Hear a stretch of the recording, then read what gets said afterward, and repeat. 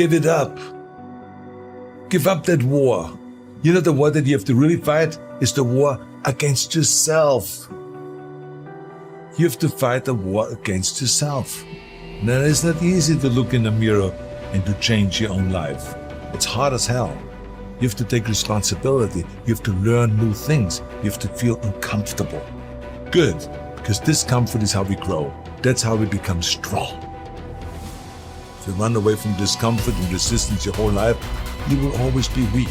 And most people don't like being uncomfortable. If you don't want to be uncomfortable, please do not pursue success, because success is a very uncomfortable feeling.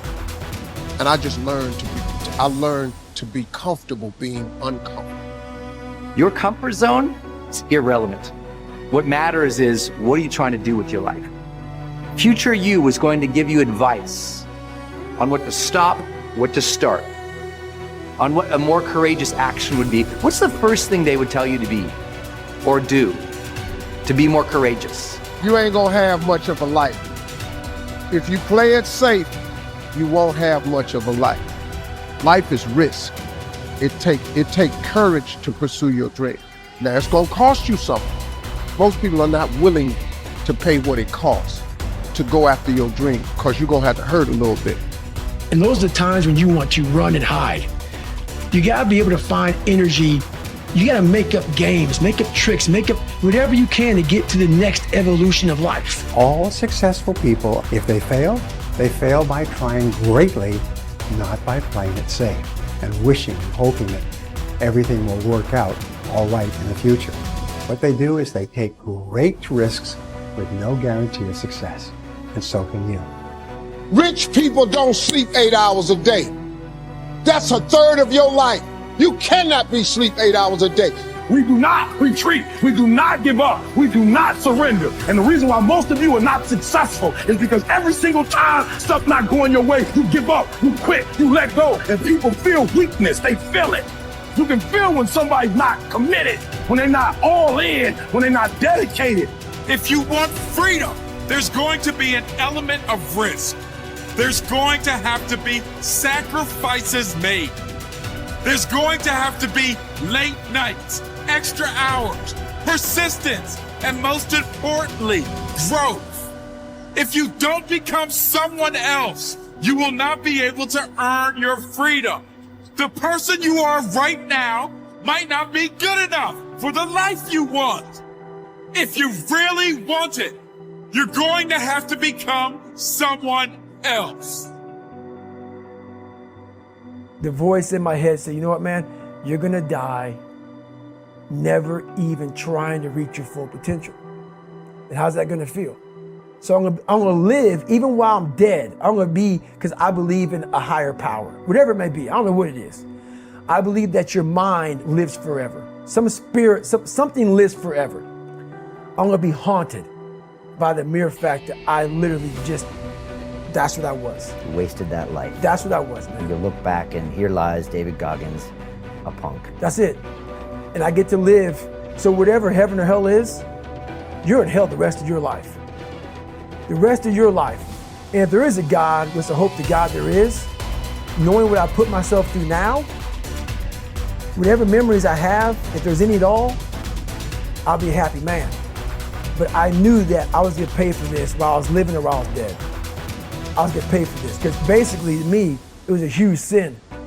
I'm basically just gonna sit here and just be a comfortable man and not even try. Wasting your life is a sin, It's right? a sin. It is. I'm not even gonna try. I want you to get over this notion that I find so annoying that so many people have, that success and power in life is dependent on something like genetics. Like some people are born with a larger brain, or they have wealthy parents who are able to send them to the right school, or it's all a matter of luck. What really makes people successful and powerful in life, and it's not just me saying this, I read hundreds of books on the subject, what makes people successful is their degree of motivation. Yeah, I could repeat it 100 times, but it's true every time I say it. When you are motivated, when you feel yourself emotionally engaged in the subject, you learn faster. You learn what could take somebody 10 years to learn, you can learn in 2 years. When you feel emotionally engaged with something, you're able to push past all the obstacles. The sense that it's genetics or the size of our brain or our parents' money, you can't control any of that, obviously. And they can become kind of crutches for some people. But the amount of motivation you feel, the emotional connection you have to what you're studying or doing, that is something within your control. That is something you can choose to take. And it is, you're going to find people giving you all kinds of great advice about your careers, about where you should go, your MBA, etc. But if there's one piece of advice that I think is more important than that, it is this idea of following these natural inclinations and creating your own career path and finding a way to engage those deepest motivating parts of your psyche. Unhappiness is simply the lack of progress toward a preset goal. If you're not making progress, see, that's when unhappiness sets in. But here's where happiness begins: making progressive progress. You don't have to arrive all at once. You don't have to have it immediately. But as long as you're making progress, as long as progress is part of your experience now, it is a fantastic source of inspiration. Now here's the next one. Source of inspiration, and that is achieving. When you finally have arrived at that goal that you set. I want to have this much experience and be able to do this by 30 days from now, 60 days from now, 6 months from now. And finally, that 6 months passes, and there you are. Finally, the time passes, and you have it. Finally, the time passes, and the skill is now beginning to be polished, and it is so unique and effective. Achieving is an incredible source of inspiration. But here's what we notice. When you do achieve, whatever you set out in the beginning, where you decided and planned and you got started and you progressed, when you finally achieve, that achievement is not much more inspiration than when you decided. It's a different kind of inspiration. It's a different kind of feeling to having arrived. Knowing that you've got many other objectives to accomplish, many other places you want to go, things you want to do, the person you want to become. But at least I've got this one. I've done this one. As the saying on the wall of the inner city school reads, God don't make no junk. Each person is capable of achieving excellence in some way, in some area. You have within you, right now, the ability to function at genius or exceptional levels in at least one, and perhaps several different intelligences. Your job is to find out what it could be for you. Your responsibility to yourself is to cast off all these self-limiting beliefs and accept that you are an extraordinarily capable and talented person. You are engineered for greatness and designed for success. You have competencies and capabilities that have never been tapped. You have the ability within yourself right now to accomplish almost any goal you can set for yourself if you are willing to work long enough and hard enough to achieve it. The good news about beliefs is that all beliefs are learned. They can therefore be unlearned, especially if they are not helpful. When you came into the world, you had no beliefs at all about yourself, your religion, your political party, other people, or the world in general. Today, you know a lot of things. But as the comic Josh Billings once wrote, it aren't what a man knows what hurts him. It's what he knows what aren't true. There are many things that you know about yourself that are simply not true.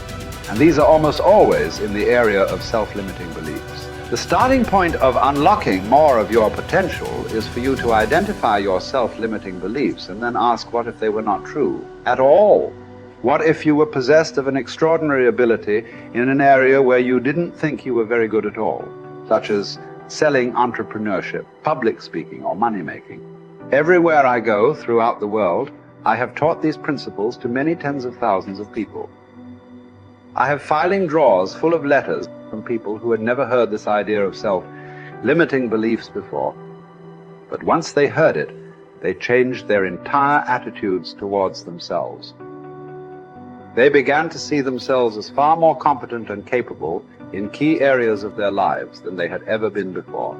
In no time at all, they began transforming their lives and changing their results. Their incomes doubled and tripled and quadrupled.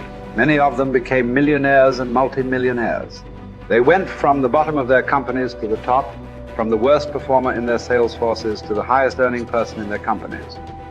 After they changed their beliefs about themselves and their personal potentials, they learned new skills and took on new challenges. They set bigger goals and threw their whole hearts into achieving them.